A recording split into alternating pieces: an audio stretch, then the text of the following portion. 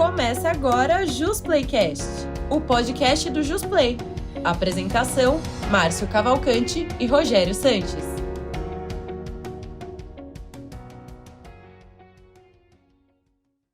Olá, amigas e amigos que nos acompanham aqui pelo JusPlaycast. Vamos começar mais um episódio, nosso 11º episódio do JusPlaycast, o programa, o podcast que eu tenho a honra de apresentar em conjunto com meu amigo, o grande professor Rogério Sanches, que, no entanto, hoje, por razões profissionais, não vai poder estar aqui presente. E eu tenho a honrosa e difícil missão de conduzir aqui o programa sem ele, mas no próximo episódio ele já vai estar presente, com as suas lições, com os seus ensinamentos. E hoje nós temos aqui a honra de receber a professora doutora Ana Lúcia Spina, que é fonoaudióloga, doutora em Ciências Médicas pela Unicamp, especialista em voz e uma eterna estudante da comunicação humana. E hoje, nesse episódio, um episódio muito interessante, que se eu fosse você não perderia, ficaria até o final, nós vamos tratar aqui sobre técnicas de estudo e concentração. Antes de a gente falar um pouco mais sobre o nosso episódio, eu já queria, desde já, cumprimentar a professora Ana Lúcia, Muito obrigado, professora, por estar aqui presente. Eu sei que a sua agenda é concorridíssima, tem muitas atividades, e é uma honra para a gente estar aqui dividindo o seu conhecimento com nossos ouvintes. Eu é que agradeço a oportunidade de estar aqui. Esse é um trabalho que me encanta muito, e trabalhar com o Rogério e com toda a equipe, Márcio, que faz todo esse...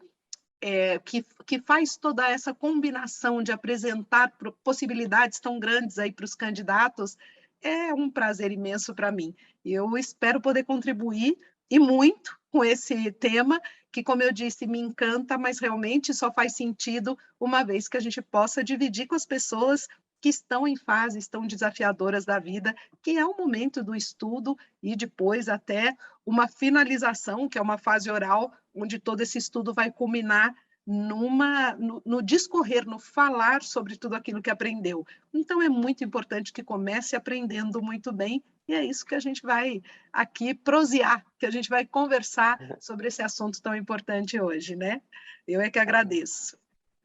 Que bom, eu sou um apaixonado, pelo tema, tanto por técnicas de estudo, concentração, como pela comunicação em si, Pela voz humana, pela forma que nós temos para nos comunicar. Então, é sempre um prazer de ouvir, porque eu aprendo muito, E para contextualizar, para aqueles que estão nos ouvindo e também nos vendo, porque nós temos aqui a nossa presença também no YouTube, tá, professora? Então, aqueles que estão nos ouvindo e nos vendo, Então, todas as formas de comunicação aqui, pelo menos daquelas mais tradicionais. E aí, eu queria explicar, contextualizar para aquelas pessoas que estão nos ouvindo e nos vendo, que a professora Ana Lúcia, ela faz preparação de candidatos a concurso público. Ela já é formada há 30 anos, aí, apesar de nova ainda, ela começou muitíssimo cedo, Então, é por isso que ela já tem 30 anos de formada, e há 17 anos ela contribui decisivamente com a preparação para candidatos a concurso público. E aí, a gente já conversando outras vezes, outras oportunidades, uma questão muito interessante para você que está nos ouvindo. A professora Ana Lúcia, ela começou exclusivamente preparando para a prova oral, a temida prova oral, E aí, com o tempo, ela foi percebendo que essa preparação, na verdade, na fase oral, você tem ali aquele mês, aqueles dias de preparação, mas que o ideal é uma preparação contínua e já de muito antes, professora? Eu queria que você compartilhasse conosco, se possível, por gentileza, essa experiência tão rica, que levou você a ampliar ainda mais os seus estudos sobre isso, sobre técnica de estudo, concentração e preparação para candidatos. Lógico, Márcio. É muito interessante, A vida vai trazendo caminhos que eles realmente são inusitados, são novos. Tudo isso surgiu a partir do momento que trabalhar com o candidato na fase oral é uma fase onde o candidato está muito fragilizado, ele vai ser avaliado, até então ele é corrigido por meio de uma prova que ele está à distância, né? Na fase oral, ele está ali, frente a frente, com alguém que vai avaliá-lo em tempo real, então ele tem que trabalhar a comunicação que é dinâmica, que é permanente. Não existe um modelo comunicativo, eu não tenho como controlar o outro, isso é uma ilusão, né? Até eu brinco, né, que às vezes a gente tem a infantilidade de falar, não, eu vou falar de um jeito que o outro vai pensar isso de mim, mas a gente não consegue fazer isso. O que a gente consegue é estar no nosso melhor. Então, o que eu percebia é que esses candidatos na fase oral, eles tinham algumas fragilidades voltadas a como eles tinham adquirido esse conteúdo, para como eles iam colocar esse conteúdo agora na fala. Então, são áreas muito distintas do cérebro, a maneira como a gente aprende e depois a maneira como a gente verbaliza esse aprendizado. Então, se esse aprendizado, desde o início, ele está bem direcionado, com foco, interpretação, direcionamento, com essa sagacidade da concentração que é tão difícil nos nossos tempos, né? Nós estamos viciados em distração. Se isso acontecia, o candidato conseguia trabalhar muito melhor a condição verbal dele, né? A gente já era ele já chegava melhor.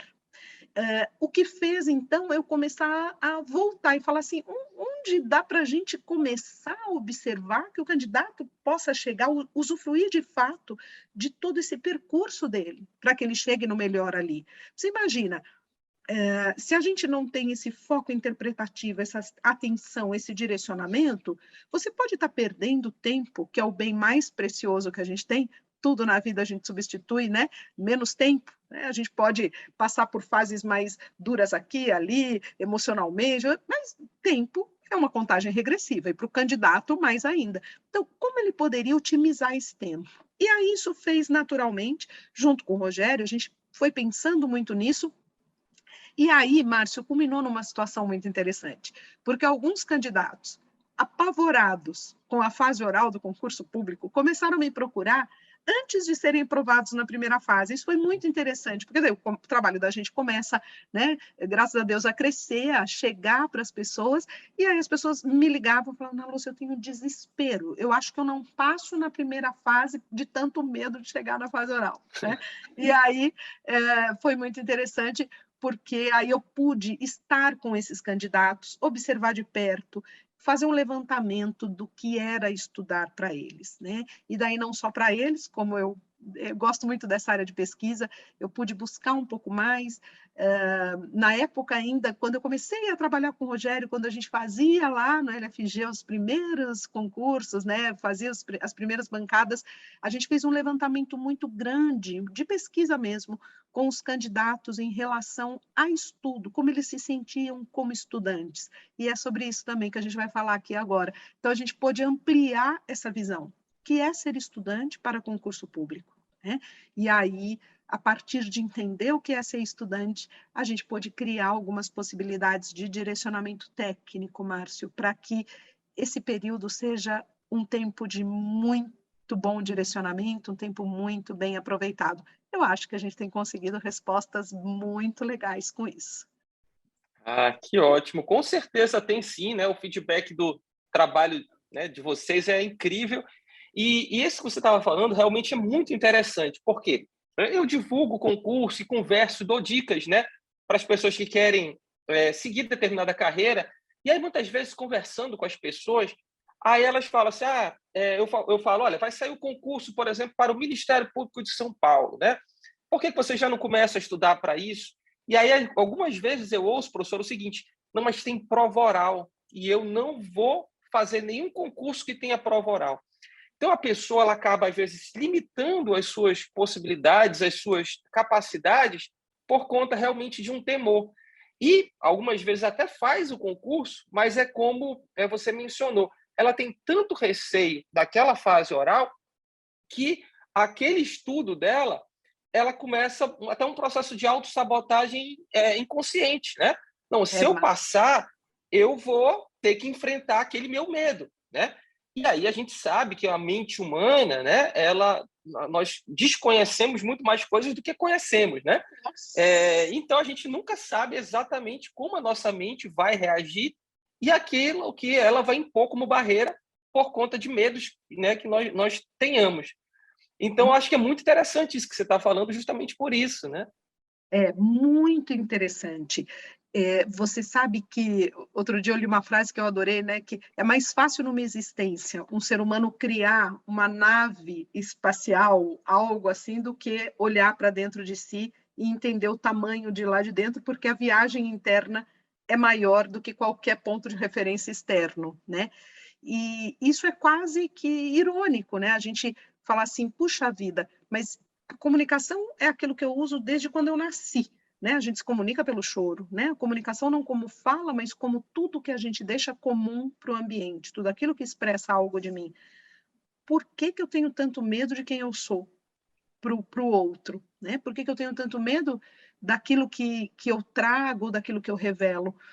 Né? Então, é algo muito interessante a se pensar. Sabe, Márcio, houve alguns momentos na minha vida, e talvez um dos momentos mais marcantes que eu pude trabalhar com um candidato, tinha sido aprovada, assim, num alto grau, vamos dizer, uma prova quase gabaritada, né, num concurso da magistratura. E essa pessoa, quando entrou em contato comigo, entrou em contato à distância antes da pandemia, né? A gente ainda não era tão habitual fazer ainda avaliações à distância. Uma pessoa com um saber, assim, imenso, dadas as notas de aprovação, né? Eu não sei avaliar esse saber, mas uma pessoa com uma formação riquíssima, desde a faculdade e tudo mais, e essa pessoa começou a fazer o bate-papo comigo com as luzes da sala apagadas, porque ela falava assim, eu tenho medo das minhas expressões faciais quando eu estou com medo, então eu prefiro não me mostrar. Olha que sério que é isso, né? Então, uma pessoa que viveu com uma dedicação maravilhosa para o estudo, uma grande pessoa, e que introvertida, possivelmente, né? E a introversão ou a timidez, elas jamais impedem alguém de ser um espetacular promotor, um espetacular juiz, um espetacular defensor, jamais. O que acontece é que, como a pessoa não entra tanto em contato com essas bases da comunicação, ela não se vê como comunicador, colocando em palavras tudo aquilo que ela interpretou, tudo aquilo que ela viu, tudo aquilo que ela é. Então, a gente percebe que comunicar, por mais que seja um ato habitual da vida, eu diria que para grande parte das pessoas, Márcio, ela não é familiar, porque a gente não tem um olho que se volta para nós mesmos. Na comunicação, nosso olhar é muito habilidoso em avaliar, em observar o outro. Quando a gente se volta para a gente vê tudo que está aqui dentro, né? O conteúdo, os medos, os desafios, as coisas que a gente disfarça, aquilo que a gente não quer que chegue para o outro. Então, a gente sabe da imensidão que tem. Se a gente não treina, não tem um olhar para ver isso, para filtrar, para entender qual é a melhor maneira de chegar, habitualmente a gente não chega nisso. Né? E aí as pessoas falam, então eu não posso mostrar quem eu sou? Lógico que pode. Tem coisas que são tão reservadas para mim, que eu brinco que eu não conto nem para mim direito. Não preciso sair falando tudo isso, né? A gente não precisa sair se revelando, eu morro de medo disso, daquilo. Não, isso a gente revela para poucas pessoas de confiança, mas como eu filtro para eu estar no meu melhor em relação a isso, né? Então, quando a gente fala da comunicação, a gente está falando disso. Então, de novo, pegando aí uma pessoa que tinha técnica de estudo, que tinha uma grandeza, que tinha um conhecimento amplo, que sem dúvida faria muita diferença para a sociedade, né? Como a gente sabe que tantos promotores, juízes vêm fazendo tanta diferença para a sociedade, e não se colocava ali porque ela não tinha como traduzir tudo que ela tinha aprendido. Então, foi lá na ponta que a gente entendeu que, desde a primeira fase, a pessoa pode aproveitar esses momentos, tanto para melhorar suas próprias técnicas, como para já usufruir, para que ela chegue numa fase oral, fazendo dessa informação um grande conteúdo, um grande conhecimento, porque informação é uma coisa, o conhecimento é como a gente traduz, né? Não adianta, eu posso ter 1000 informações e ela não ser conhecimento. Então, a gente começou a entender que o que a gente mais queria é que o candidato pudesse voltar ao seu momento de estudo para que isso fosse um grande conhecimento. Né? E aí a gente se surpreendeu, vou contar aqui para você tudo que a gente foi descobrindo no meio desse caminho aí. Que ótimo. Não, isso é muito interessante, né? Inclusive, é muito triste verificar quando a pessoa tem total condição, né? E aí, na fase oral, por diversas razões, ela não consegue ser aprovada, né? Então, eu acho que o seu trabalho é relevantíssimo, né? porque justamente equaliza muitas injustiças que podem acontecer, né? E aí, voltando, né, feito esse parênteses aqui, eu queria falar agora mais especificamente um pouco, né, sobre algumas técnicas, né, de estudo, alguns modelos, né, que eu acho que a gente vai observando ao longo do caminho, né, você vai observando ao longo do caminho e vai conjugando isso com a experiência teórica também, a experiência prática conjugando com a literatura, né, sobre o assunto. Então, você tem 17 anos de trabalho de prático, de orientação, de observação de modelos que deram certo, de modelos que não deram tão certo, e conjugando isso também com a teoria. E aí eu queria saber de você quais esses modelos que mais deram certo, quais as técnicas que mais têm funcionado, quais aquelas que já não têm tido um rendimento tão bom, né? E aí a gente vai falar um pouco mais disso aqui no nosso segundo bloco do nosso bate-papo. Muito interessante isso que você traz como pergunta, né? E você vê, as perguntas sempre nos direcionam a buscar respostas tão importantes, porque sempre nós estamos muito ligados naquilo que dá certo, né? Naquilo que pode ser bom para o candidato. Mas aqui também é importante a gente falar assim, olha, cuidado com isso aqui, porque isso pode estar criando mais problemas do que, de fato, estudo. E vamos buscar essa resposta a partir da nossa experiência, a partir dos nossos resultados, né, Márcio? O que eu percebo, Márcio? Desde que a gente entra na escola, muito pequitico, né, o professor ele fala assim, olha, essa matéria que foi dada, estudem em casa. Ou então, olha, é prova, tem que estudar essa matéria, né? Se você olhar para trás, hoje talvez comecem a acontecer algumas diferenças pontuais em relação a isso, mas eu vou te dizer que são raríssimas, porque eu fico fuçando nisso, né? Nós nunca tivemos uma aula sobre como estudar. É como se a gente nascesse sabendo fazer isso. E a novidade das nossas pesquisas, quando a gente começou a entender, é que nenhum de nós sabe estudar. A gente tem que aprender a estudar. Algumas pessoas podem ter intuitivamente como direcionar isso, mas vamos fazer uma analogia, uma comparação aqui, Márcia, é como um cantor. Uma pessoa pode cantar bem porque ela tem uma afinação, ela tem uma vivência, mas quanto mais ela tiver técnica, mais ela vai otimizar isso, como um atleta, né? Se você faz algo intuitivo numa prática comum, você pode fazer bem, mas é uma prática intencional, que você sabe onde você quer chegar, ou como você pode otimizar tudo que envolve o estudo, nesse caso, que a gente começou a perceber que gerava outra situação para o candidato. Então, primeiro ponto, né? Não somos alfabetizados em estudar, nós não somos. Então, por que é tão difícil? Porque a maior parte das pessoas ainda acredita que tem que decorar, né? Primeiro ponto, a pessoa pensa que ela tem que trazer o livro na cabeça, que ela tem que ser um banco de memória. E isso cria muita angústia, porque cada vez que a pessoa passa pelo edital de novo, ela fala, nossa, esqueci disso, aquilo. Então, essa angústia, essa emoção desencadeia aquilo que a gente chama de uma desconexão, né? Então, imagina, se eu falar assim para você, Márcio, você vai estudar isso, agora você se concentrou, você está pronto, desligou sua mente, está voltado para o estudo. Ah, que legal. E agora, se eu falo assim, Márcio, daqui 2 minutos você percebeu que você esqueceu tudo que você estudou há um mês. Como é que fica a sua cabeça? Você vai adquirir novos conteúdos? Ou você vai entrar em estado de alerta e sua cabeça vai ficar assim, como você fez isso, você não lembra nada, você nunca vai passar, todo mundo deve estar sabendo, menos você. Então, as condições emocionais que envolvem o estudo são muito grandes. Então, o que a gente começou a perceber é que as pessoas paralisavam muito nisso. Daí, vamos dividir um pouquinho, Márcio, no primeiro ponto. Então, as pessoas não são alfabetizadas em estudo, tá? Então, se a gente fosse alfabetizar, né? O que a gente pode trazer? Estudo requer corpo, postura, organização de ambiente. Necessariamente. O lugar onde você estuda, a maneira como você senta, a água que você põe do seu lado, desde detalhes, né? Fiz xixi, agora vou sentar aqui, não vou sentar com vontade de conhecer meu corpo, né? Não vou sentar aqui com vontade, ai, nossa, não, mas agora é hora de estudar. Então, esse é um ponto. Sentou para estudar, tinham candidatos, Márcio, que entregavam para a gente uma conta de 8 horas de estudo por dia, que quando a gente começou a aplicar as técnicas, o candidato percebeu que aquilo, na verdade, não seriam 2 horas, né?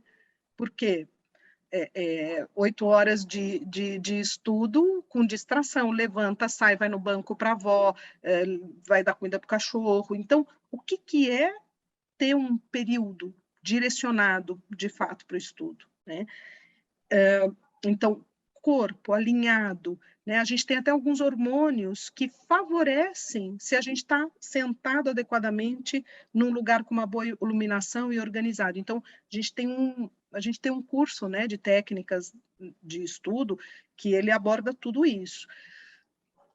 O que é conseguir foco e concentração? Então, a gente começou a perceber que 5 minutos direcionados para aquilo que a gente chama de trataque, que é um foco. A gente põe ali uma bolinha, a pessoa fica, né, direcionada, fazendo um apoio respiratório. Você cria uma condição mental.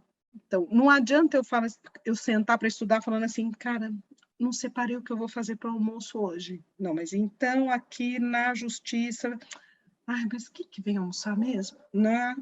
Você não tem feijão. Mas na justiça... Não, sai e vai fazer o feijão, né? Então, o que o trataque traz? Ele traz assim, eu estou me direcionando para o foco no estudo.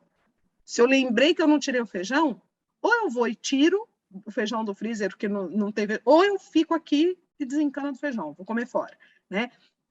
Então, a gente vai trabalhando o aluno para falar assim, o tempo que você está ali é para isso. Então, o trataque com a respiração é isso. Márcio, eu sei que eu sempre falo para os alunos assim, não acredite em mim, faça, né? Faça. Depois de 20 dias, um mês, os candidatos fazendo, eles dizem que eles não conseguem mais começar a estudar sem fazer essa técnica de concentração, porque a concentração é totalmente outra se eles começam direto. Então, isso a gente aprendeu, isso a gente foi buscar na literatura, isso a gente foi entender como a gente poderia trazer, a gente não experimentou.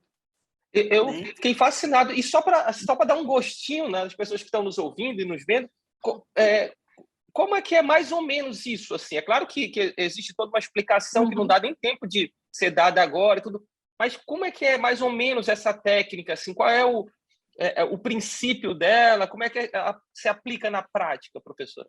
Muito legal. O nosso pensamento, ele tem uma tendência, o nosso pensamento é muito rápido, né? Tem pessoas, às vezes, que falam para mim, eu penso mais rápido do que eu falo. Eu falo, todos nós, graças a Deus. Se a gente pensasse mais devagar, a gente estava ferrado. Então, o nosso pensamento, ele muda de um lugar para o outro com muita facilidade, o que muda a nossa emoção também. Então, por exemplo, eu posso estar aqui com você e posso falar, nossa, que legal estar aqui. Nossa, gente, eu lembrei que puxa, e eu mudo minha emoção, mudo tudo, e o pensamento faz essa agilidade com a gente. Para você estudar, para você se aprofundar, você tem que ter aquilo que a gente chama de concentração. Você não se concentra de uma hora para outra. A concentração, ela precisa de foco, principalmente num mundo onde nós estamos viciados, como eu disse, em distração. O mundo atual, ele acelerou mais o nosso pensamento, né?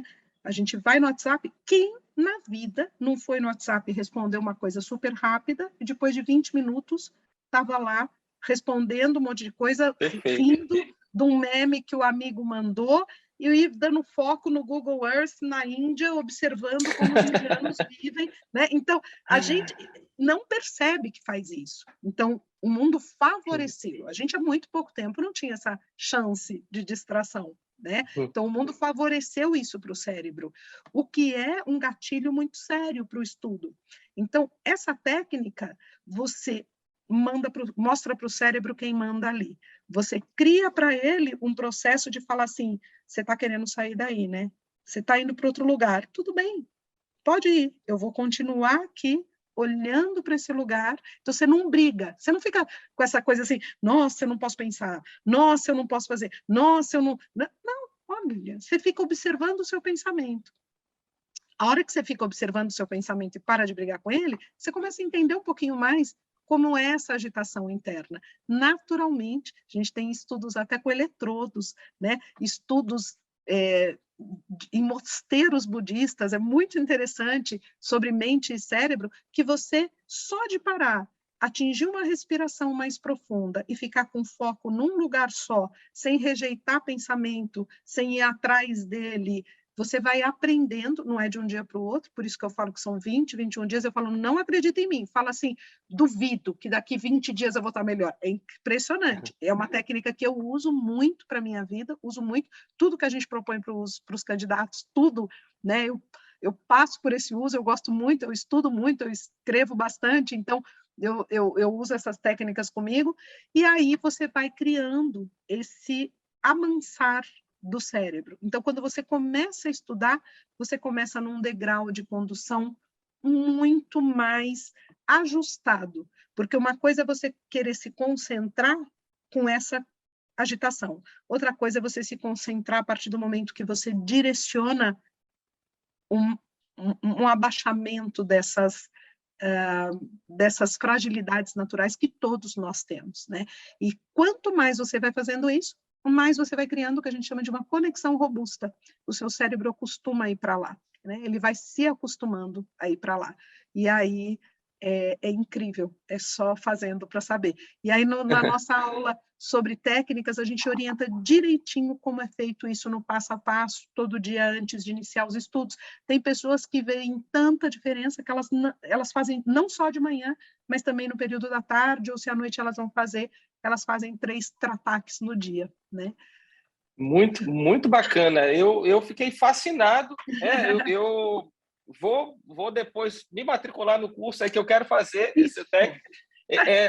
Eu falo isso com toda a sinceridade, porque eu pratico já há alguns anos a meditação mindfulness, né? Que é a meditação de atenção plena.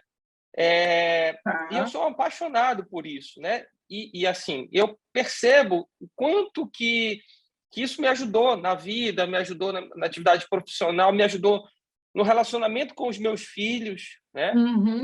Nos momentos em que eu estou com meus filhos, né? Eu estou com eles, com a minha esposa, enfim.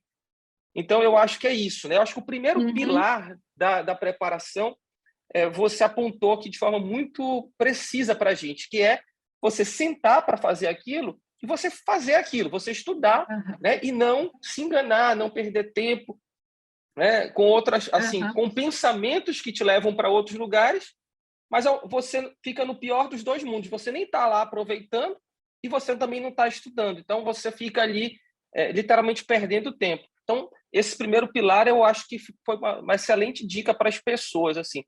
Existiria assim, um outro pilar, assim, teve a concentração e a técnica do estudo mesmo. Muita gente fala em leitura com grifo, fala em resumo, palavras-chave, mapas mentais, né? Nessa salada toda aí de várias técnicas existentes, né? O que você acha que funciona? O que você já viu na prática? O que você já leu? As pesquisas falam? Poderia falar um pouquinho mais para a gente sobre isso?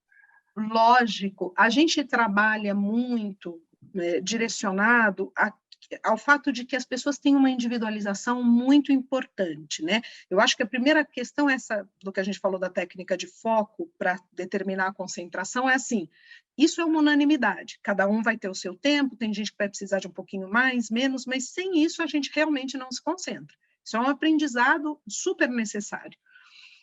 Agora, em relação às técnicas, tem pessoas que se favorecem muito com mapas mentais, que eles são mais visuais, né? Tem pessoas que se favorecem muito grifando, e aí a gente vai dando dicas do que é, por exemplo, grifar, tá, Márcio? Então, a técnica que eu mais gosto e que, de uma maneira geral, tem favorecido mais os estudantes, né? Eu trago aqui aquilo que mais favorece, mas lembrando que nada necessariamente é uma unanimidade, que cada um vai entendendo aquilo que é o estudo para si também, isso é muito importante. Esse é um apoio muito forte que a gente sempre tenta favorecer também. Mas o que eu mais gosto é assim, ler o parágrafo, vai escolher, vai deixar lá, né, nas canetinhas diferentes, sempre uma cor. Então, vamos lá, você vai escolher, aí eu sempre falo, olha, escolhe aí um laranja, um rosa, porque só não escolhe as cores do semáforo, porque a gente vai ter uma outra função com elas, né? Que depois eu posso contar também. Mas escolhe aí rosa, laranja, lilás, escolhe uma cor, para ser sempre essa cor, que você vai grifar ali a ideia principal do texto. Então, em verde. Verde em todos os meus livros, todos os meus cadernos, é a ideia principal daquele parágrafo. Ou daqueles 2 parágrafos, tem uma ideia principal, está em verde. E rosa, eu grifo as ideias acessórias. Eu vou ali do lado do livro e escrevo. Eu acho que eu estou sem grifo aqui, mas do lado e já escrevo a ideia principal com as ideias acessórias. Já está saindo o meu resumo. Então, eu criei a leitura. Da leitura, eu criei uma interpretação. O que é principal aqui? Eu estou tirando. O aluno tem que sair daquela ideia de que, será que eu grifei certo? Não, o que é principal para ele? Não tem certo e errado, não tem. O que ficou ali para ele? A vida é uma interpretação subjetiva, né? O que ficou de ideia acessória? Então, esse primeiro parágrafo está falando sobre a voz é importante. A voz é importante para todo ser humano. Então, esse parágrafo fala disso. Ideias acessórias. Cuide da saúde vocal, faça exercícios vocais, atente para o sono. Então, aqui são as acessórias. A hora que eu ponho do lado, eu escrevo do lado, eu sempre falo, quer ter livro sem grifar? Compra 2. Compra um segundo para ficar na estante. Livro para estudante é livro grifado. Ali você já está com o seu começo de resumo, né? Então, quando você leu, estruturou o que é principal e escreveu, você já passou 3 vezes pelo assunto. Ler não é estudar. O candidato tem que ter isso em mente com muita força. Ler não é estudar. Por isso que depois ele volta, ele não lembra de nada. Então, a hora que ele se concentrou na ideia principal, ideias acessórias, grifou, pôs do lado, a hora que ele passa isso para o caderno dele de resumo, veja a 4ª conexão que ele está fazendo. A hora que ele faz isso como resumo, ele tem ali, vamos dizer, um parágrafo de resumo, que é daquela página ou daquelas 2 páginas, e daí eu peço para ele fazer a síntese do resumo. Ele teve 5 contatos com aquele assunto. Aí os candidatos falam assim, Ana Lúcia, não vai demorar? Eu falo muito menos do que se você ler 15 vezes sem fazer isso. Perfeito. Muito menos. Então, essa é uma segunda estratégia muito importante, dentre inúmeras que a gente tem ali, viu, Márcio? E, além de ser uma estratégia importante, ela acontece dentro do Pomodoro, que é outra dica que a gente dá. Eu não sei se você conhece o método do Pomodoro, mas a gente faz essa estrutura de interpretação sempre dentro do Pomodoro, né? Que ótimo. Eu achei fantástica essa ideia do grifo, né? Eu já vi de tudo, assim, né? Nesse tempo de professor, de concursos e tudo. Já vi livros totalmente grifados, né? Que a gente não sabe nem mais assim, o que era, todo amarelo, né? Enfim. E bem prático isso que você explicou. E esse raciocínio ao ler, do que é principal, do que é acessório, faz com que a sua atenção continue lá, sendo prolongada, né? No texto, você raciocinando, você tentando extrair o que é principal, o que é acessório. É um exercício fantástico. E aí chega um momento em que o nosso cérebro vai cansando, né? A gente está lá lendo 30, 40, 50 minutos, e aí vem essa ideia do Pomodoro, né? O que é o Pomodoro, né? É um molho para o macarrão? O que é isso, professor? Explica para a gente. Então, o Pomodoro, ele surge, né, de um estudo, veja o tempo que ele tem, né, Márcio? Porque hoje a gente pode usar qualquer cronômetro no celular, né? Todos nós temos um cronômetro à mão. Que um estudioso italiano pega o Pomodoro, que é aquele tomatinho do timer da cozinha da mãe dele, que usava para fazer bolo. Punha 40 minutos ali, nem no fogão tinha timer, né? Hoje tem timer em qualquer lugar. E era o Pomodoro. Então, ele começou a perceber, por estudos também, que o cérebro da gente, uma hora, ele precisa acomodar. Essa é a palavra que eu mais gosto, acomodar o que ele aprendeu, né? E ele começou a estudar isso. e perceber uma grande diferença naquilo que realmente o nosso cérebro abstrai. O nosso cérebro cansa, muita informação cansa.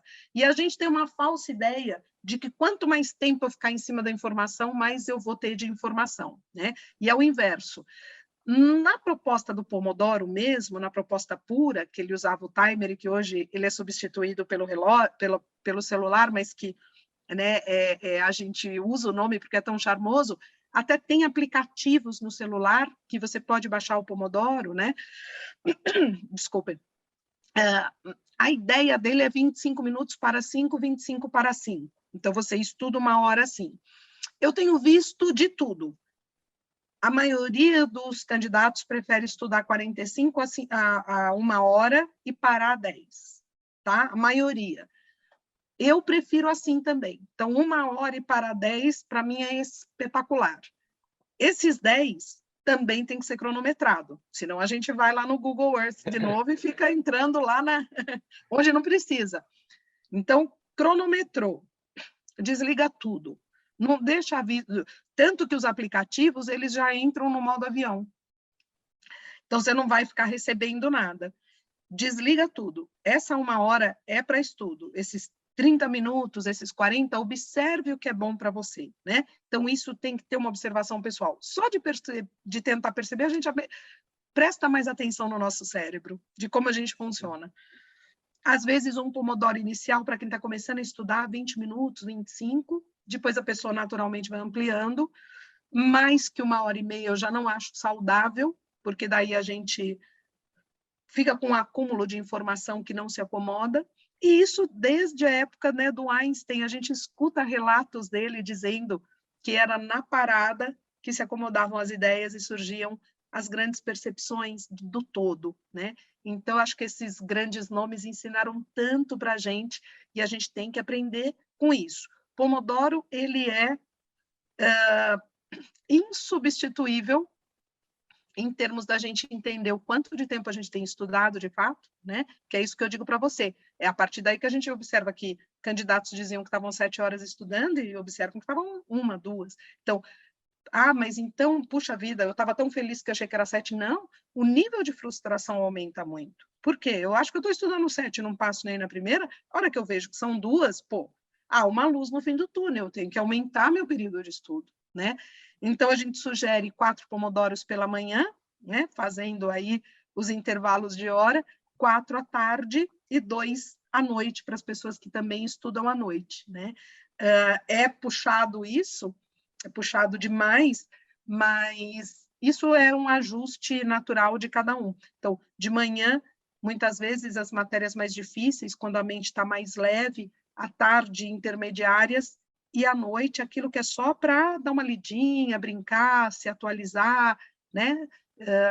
E observar os seus limites, né? Não é regra.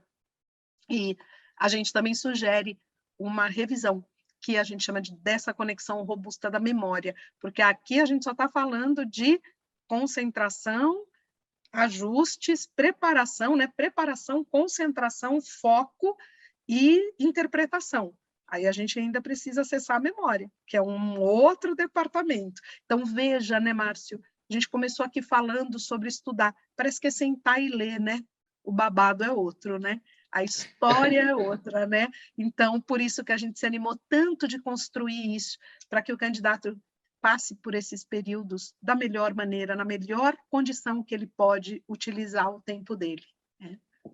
Muito bacana. Olha, eu tenho, né, cerca de 17 anos também, ou 18, tem que fazer as contas, dedicada a minha vida a isso, né? E eu aprendi tanto hoje, né, e que é fascinante realmente esse mundo, né? Muito obrigado. Eu agradeço também todos os que estão nos ouvindo, né, pelo YouTube, pelas principais plataformas de streaming. A gente está finalizando o segundo bloco, né, do nosso podcast, é o bloco. Os 2 primeiros blocos são abertos, né? E nós vamos passar para o terceiro bloco, que é exclusivo dos assinantes do JusPlay. Nesse terceiro bloco, né, nós vamos ter ainda muitas outras informações bacanas, né? A professora vai fazer aí um top 5, um top 3, enfim, das principais dicas e orientações aí para os candidatos. Vai falar um pouco ainda sobre a memória, né? E aquilo mais também que ela achar relevante vocês conhecerem. Então, vamos para o terceiro bloco. Muito obrigado pelos que acompanharam até agora. Muito obrigada. Esperamos no terceiro, né? Se você aproveitou esse episódio do JusPlayCast, não perca a oportunidade de ouvir com exclusividade o terceiro bloco com dicas sobre o tema para concursos públicos. Acesse o site jusplay.com.br para assinar e baixar nosso aplicativo disponível na Play Store e na Apple Store.